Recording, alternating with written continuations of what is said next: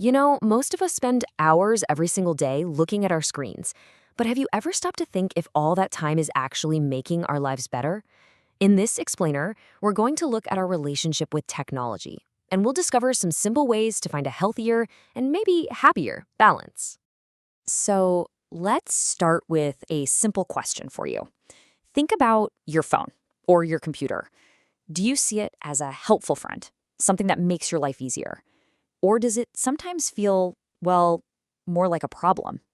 For most of us, I think the answer is probably a little bit of both, right? Technology gives us so many amazing things, but it definitely has a difficult side that can be really hard to manage. So let's break down these two sides. And this really shows the challenge. On one hand, technology is amazing. We can find any information we want, and we can connect with friends and family all over the world. But then, on the other hand, all those messages and notifications, that constant pressure to be online can just leave us feeling totally stressed out and anxious. Okay, so let's talk a little more about that difficult side.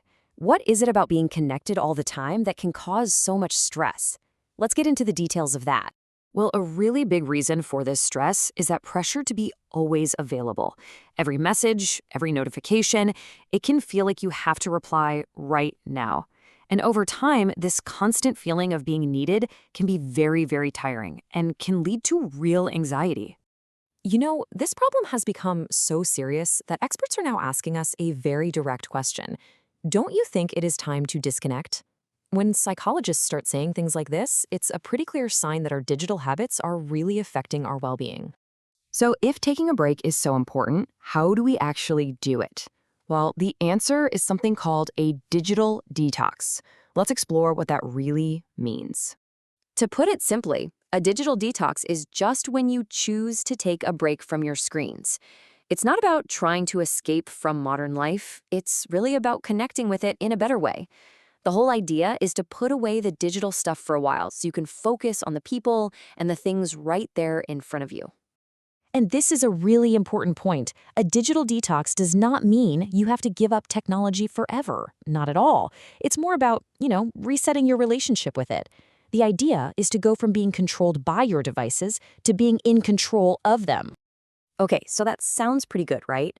But how can we actually do it in our own lives? Let's look at some simple, practical steps for finding your own balance.